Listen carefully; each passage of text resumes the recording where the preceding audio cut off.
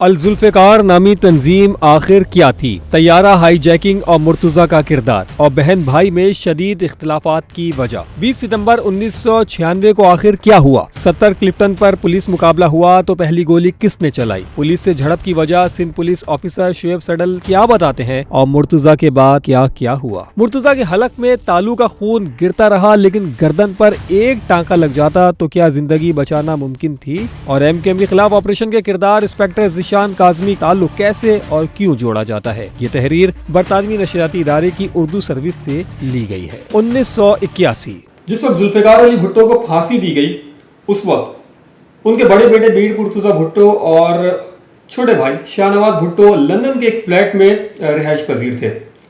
اچھا، برطانیہ کے علاوہ میر مرتضی بھٹو اور شاہ نواز بھٹو نے افغانستان اور ملک شام میں بھی کافی وقت ساتھ گزارا۔ البتہ جب الذوالفقار نامی تنظیم کی بنیاد ڈالی گئی اور جب الذوالفقار نامی تنظیم فعال ہوئی اور اخبارات میں اس کی خبریں شائع ہونا شروع ہوئیں تو انہی دنوں کی بات ہے کہ اخبارات میں ایک اور سرخی لگتی تھی اور وہ یہ تھی کہ میر مرتضی بھٹو کا تعلق جو ہے وہ شاید افغان انٹیلیجنس اور بھارتی انٹیلیجنس ایجنسیوں سے بھی ہے، یعنی کہ وہ ملک دشمن سرگرمیوں میں ملوث بتائے جاتے تھے۔ کابل میں جلا وطنی کے دوران 1981 میں مرتضی بھٹو نے افغان وزارت خارجہ کی ایک آفیسر کی صاحبزادی فوزیہ فصیح الدین سے شادی کی اور ان کی ایک بیٹی ہوئی جس کا نام فاطمہ رکھا۔ یہ تاریخ تھی 29 مئی 1982۔ فاطمہ بھٹو 3 برس کی تھیں کہ مرتضی بھٹو اور فوزیہ میں علیحدگی ہو گئی اور مرتضی فاطمہ بھٹو کے ہمراہ ملک شام چلے گئے۔ شام میں میر مرتضی بھٹو کی ملاقات غنوہ بھٹو سے ہوئی اور 1989 میں دونوں نے شادی کر لی۔ غنوہ بھٹو مرتضی بھٹو کے فرزند ذوالفقار جونیئر کی والدہ ہیں۔ مگر سوال یہ کہ میر مرتضی جلا وطنی کیوں کاٹ رہے تھے؟ 2 مارچ 1981 پی آئی اے کی پشاور جانے والی پرواز PK-326 ہائی جیک کر لی گئی اور الذوالفقار نامی تنظیم نے اس کی ذمہ داری قبول کی۔ یہ جہاز کابل میں لینڈ ہوا اور ہائی جیکرز نے جنرل ضیاء کی فوجی حکومت کو دھمکی دی کہ 53 افراد کی رہائی کا مطالبہ کر رہے ہیں، اگر یہ رہا نہ ہوئے تو جہاز میں سوار تمام 143 افراد کو ہلاک کر دیا جائے گا۔ یہ ہائی جیکنگ 13 دن جاری رہی۔ بالآخر حکومت پاکستان نے ہائی جیکرز کے مطالبات مان ہی لیے اور تمام مسافروں کو رہائی مل ہی گئی۔ میر مرتضی بھٹو کا خاندان، خاص طور پر ان کی بیٹی فاطمہ نے ہمیشہ الذوالفقار کی مسلح کارروائیوں یا ان سے مرتضی بھٹو کی وابستگی کی تردید ہی کی ہے۔ 17 اگست 1988 طیارے کے حادثے میں جنرل ضیاء کی ہلاکت اور پاکستان کا سیاسی منظرنامہ تبدیل ہو جاتا ہے۔ اس وقت کی کئی سیاسی جماعتیں جنرل ضیاء کی موت کو پاکستان میں ڈکٹیٹرشپ کا اختتام کہتی ہیں اور جمہوریت کی نئی امید پھر سے دکھائی دیتی ہے۔ پھر میر مرتضی بھٹو یہ سمجھتے تھے اور شاید ان کے ساتھ پاکستان پیپلز پارٹی کے اس وقت کے کچھ سینئر رہنماؤں کا بھی یہ موقف تھا کہ شاید بے نظیر بھٹو یعنی ان کی جو بہن ہے ہمشیرہ، انہوں نے کچھ غیر جمہوری قوتوں کے ساتھ جو ہے وہ ایک ڈیل کر لی ہے اور اس کے نتیجے میں جو ہے وہ اب پاکستان پیپلز پارٹی اس طرح کی پاکستان پیپلز پارٹی نہیں رہی ہے جو ان کے والد کے زمانے میں تھی، اور یہی وجہ اختلافات کے لیے سامنے بھی آئی۔ بعد میں کچھ ذرائع یہ بھی کہتے تھے کہ شاید میر مرتضی بھٹو کو اس پالیسی پہ بھی اختلاف تھا جو پاکستان پیپلز پارٹی کے اندر موجود آصف علی زرداری طے کرتے تھے، اور وہ اپنی بہن سے اس لیے بھی خائف تھے کہ وہ آصف علی زرداری کی ان پالیسی سے شدید نالاں تھے اور وہ سمجھتے تھے کہ ان کی ان پالیسیز کی وجہ سے اب پاکستان پیپلز پارٹی کا وہ وقار یا وہ معیار نہیں رہا جو ایک وقت میں ذوالفقار علی بھٹو کے زمانے میں ہوا کرتا تھا۔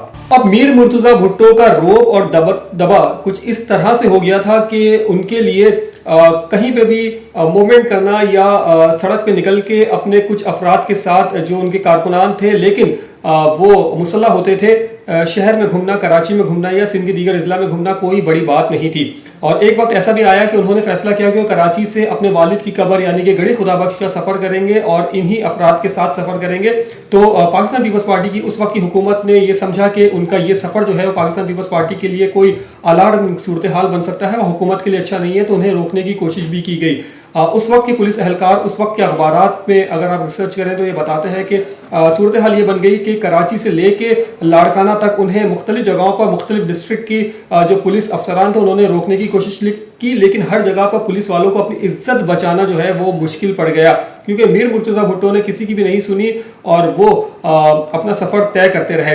हत्ता कि उस वक्त के एक पुलिस ऑफिसर जो बाद में बरतानिया शिफ्ट हो गए थे और बरतानिया में उन्होंने रिहाइश इख्तियार की, उनका नाम था फयाज़ खान। और फयाज़ खान ये कहते हुए दिखाई देते हैं, जो बरतानवी जरीदे की एक रिपोर्ट के अंदर जो है, उर्दू वेबसाइट के अंदर जो है वो शाया हुआ कि फयाज़ खान ये कहते हैं कि मीर मुर्तज़ा का उस वक्त का रवैया कुछ इस तरह से हो गया था कि उनके लिए किसी भी थाने के अंदर दाखिल होना कोई बड़ी बात नहीं होती थी, और वो अपने उन कारकुनान की तलाश में जिन्हें पुलिस मुबैना तौर पर गिरफ्तार कर लेती थी, छुड़वाने के लिए किसी भी थाने के अंदर चले जाते थे। हत्ता कि जिस रात ये पुलिस मुकाबला हुआ है, मुबैना पुलिस मुकाबला या पुलिस मुकाबला, उस रात भी मीर मुर्तज़ा भुट्टो ने कराची के इलाके सुरजानी टाउन में एक जलसे में खिताब करने के बाद सीधे कराची CIA सेंटर का रुख किया और CIA सेंटर के अंदर दाखिल होकर अपने एक साथी अली सनारा को छुड़ाने की कोशिश की थी। और वहाँ वो उनको तलाश करते रहे, लेकिन वो वहाँ उन्हें किसी लॉकअप में नहीं मिले। एक पुलिस एहलकार जो उस वक्त ऑफिसर भी हुआ करते थे और बाद में रिटायर्ड हुए, उन्होंने एक जरीदे को इंटरव्यू देते हुए ये तक कहा कि जिस वक्त मीर मुर्तज़ा भुट्टो या उनके साथी किसी थाने में या किसी इदारे के पास जाते और वहाँ दाखिल होकर लॉकअप्स को चेक करते, तो सूरत हाल ये होती थी कि उनके साथ मौजूद मुसल्लह अफराद जो है वो पुलिस एहलकारों का असलहा ले लेते थे और पुलिस एहलकारों को ज़मीन पे लिटा दिया जाता था जब तक कि उन लॉकअप्स की अच्छी तरह से सर्चिंग नहीं हो जाती थी। अब ये अली सनारा कौन था और मीर मुर्तज़ा अपनी जिंदगी के आखिरी लम्हों में भी अपने इस साथी को क्यों तलाश कर रहे थे? इस सवाल का जवाब सिंध पुलिस के एक सीनियर ऑफिसर शुएब सडल के पास मिलता है। शुएब सडल बताते हैं, उस वक्त कराची किमाड़ी ऑयल टर्मिनल पे रॉकेट हमलों, बम धमाकों और दहशतगर्दी से जुड़ी कई वारदातें हो चुकी थी। अली सनारा ऐसे ही वाकयात में नामजद और रियासती इदारों को मतलूब था, जबकि MQM के खिलाफ उस वक्त होने वाले ऑपरेशन के मरकजी किरदार इंस्पेक्टर ज़िशान काज़मी ने ही 16 सितंबर 1996 को अली सनारा को गिरफ्तार किया था। जिस तरह से कराची में नस्लकुशी की जा रही है, इसी तरह से अली सनारा को भी गिरफ्तार किया गया। अगर इसे कुछ होता है तो इसके सियासी नताइज कुछ और ही होंगे। ये जलसा खत्म हुआ, रात के 8:30 बज रहे थे। मीर मुर्तज़ा जलसे के बाद वापस 70 क्लिफ्टन वाली शाहराह ईरान पहुंचे। नक्शा ये था कि इस रोड पे अब वाजिद दुरानी ट्रैफिक चौकी पर मौजूद थे। ASP शाहिद हयात, ASP राय ताहिर और SHO हक नवाज सियाल शाहराह ईरान पर फुटपाथ पर तैनात पुलिस की नफरी के साथ मुर्तज़ा भुट्टो की आमद के मुंतजिर थे। और इस खदशे के पेश नजर के मुर्तज़ा भुट्टो का काफिला 70 क्लिफ्टन जाने के लिए दूसरा रास्ता भी इख्तियार कर सकता है, यानी पाक टावर के बैक साइड पर। तो इसलिए वहाँ पर भी पुलिस की कुछ गाड़ियाँ तैनात की गई थी, जिनमें SHO नेपियर थाना आगा जमील, SHO गार्डन शब्बीर कायम खानी शाहराह कायदीन के दूसरे सिरे पर अपने एहलकारों के हमरा मौजूद थे।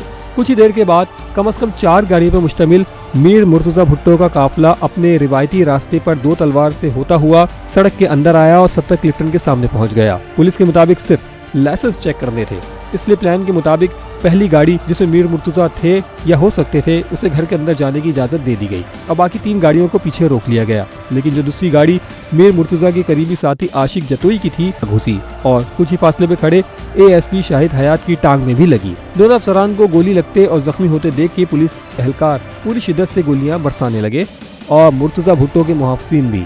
एक ऑफिसर ने, जो कई साल तक इस मामले से जुड़े रहे, बताया कि इसी असना में बिजली मुनक़ता हो गई और पूरे स्ट्रीट पर अंधेरा छा गया। शुएब सडल बताते हैं कि जब मेरी दोबारा वाजिद दुरानी से बात हुई थी तो मैंने पूछा था कि क्या हुआ है, तो मुझे बताया गया कि वाक़या हुआ है। मैंने पूछा कि मुर्तज़ा कहाँ है, वहाँ है या घर में जा चुका था, तो SSP ने मुझे बताया कि वो शायद घर के अंदर चले गए थे। मैंने कहा शायद नहीं, देख कर बताओ असल बात क्या हुई है। इसी शदीद फायरिंग की कहानी सुनाते हुए मुतादिद पुलिस अफसरान ने यह भी बताया कि जब 2 सीनियर पुलिस अफसरान को गोलियां लग गईं और दोनों जानिब से फायरिंग का सिलसिला बंद हो गया, तो बिखर जाने वाली पुलिस फोर्स फिर से जमा होकर अंधेरी सड़क पर रुकी हुई गाड़ियों के करीब पहुंची और तब यह हकीकत आश्कार हुई कि मीर मुर्तज़ा भुट्टो के 5 साथी ऑन द स्पॉट मारे गए थे, जबकि वो खुद गाड़ी के अंदर अपने दीगर साथियों के साथ शदीद जख्मी हालत में थे। इसके अलावा 2 पुलिस अफसरान शाहिद हयात और हक नवाज सयाल भी जख्मी थे और वहां से गुजरने वाला एक टैक्सी ड्राइवर भी मारा गया था।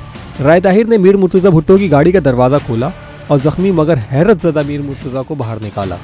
कोई और गाड़ी ना होने के सबब राय ताहिर ने मीर मुर्तज़ा को एक पुलिस मोबाइल के पीछे हिस्से में डाला और वहां से तिबी इमदाद देने के लिए किसी अस्पताल की जानिब रवाना हुए।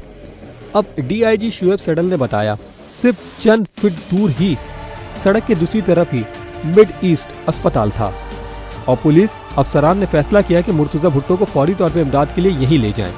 एक साबिक ऑफिसर ने बताया कि पुलिस और मुर्तज़ा भुट्टो के हामियों की ये झड़प तकरीबन रात 8:30 बजे हुई, जबकि मुर्तज़ा भुट्टो की अस्पताल आमद का वक्त 9:20 दर्ज किया गया। मीर मुर्तज़ा भुट्टो अस्पताल पहुंचकर भी इतने होश व हवास में थे कि पुलिस मोबाइल से खुद उतर कर स्ट्रेचर पे मुंतकिल हुए। शुएब सडल कहते हैं कि गले के जख्म से खून बहता रहा। अगर अस्पताल में कोई इस जख्म को टांका लगाता या कम अज कम सही से पट्टी कर देता तो खून रुक सकता था और वो महफूज रहते। तकरीबन 1 घंटे की ताखीर से मुर्तज़ा भुट्टो के अहले खाना यानी उनकी बीवी गनमा भुट्टो, बेटी फातिमा और बेटा जुल्फ़िकार जूनियर भी मिड ईस्ट अस्पताल पहुंच गए थे। उन्हें लाने वाला शख्स ने तब तक अस्पताल में बड़ी तादाद में जमा होने वाले सहाफ़ियों का अपना नाम वाजिद बख्श बताया और कहा कि वो मुर्तज़ा का ड्राइवर है। अस्पताल में अहले खाना की आमद की भी 1.5 घंटे तक मीर मुर्तज़ा भुट्टो ज़िंदगी और मौत की कशमकश में मुब्तला रहे। अस्पताल में बिस्तर पे बैठे हुए ही थे और उनकी एक तस्वीर कई दिन तक अखबारों की जीनत बनती रही, जो आज भी इंटरनेट पे मौजूद है। मीर मुर्तज़ा भुट्टो शदीद तकलीफ से बहुत देर कर्राते रहे और शदीद दुश्वारी के बावजूद सांस लेने की कोशिश करते रहे। अस्पताल लाए जाने के तकरीबन 2.5 घंटे के बाद बहुत ज़्यादा खून बह जाने की वजह से जुल्फ़िकार अली भुट्टो का बेटा मुर्तज़ा दम तोड़ गया और ये वक्त था रात के तकरीबन 11:30 बजे का।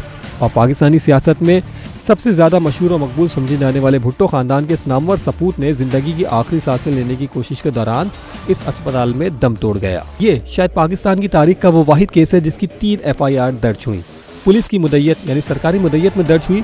दूसरी FIR में मीर मुर्तज़ा भुट्टो के ड्राइवर या किसी मुलाजिम को मुद्दई रखा गया था, जबकि तीसरी FIR अदालती हुक्म पर मीर मुर्तज़ा की ज़ौजा गनमा भुट्टो की मुद्दत में दर्ज की गई थी। और इसी बात को लॉजिक बनाते हुए पुलिस के आला अफसरान कहते हैं कि अगर यह कत्ल था या कोई साजिश थी या मुकाबला नहीं था तो पुलिस कहीं ना कहीं इन 3 FIRs को अदालत में चैलेंज कर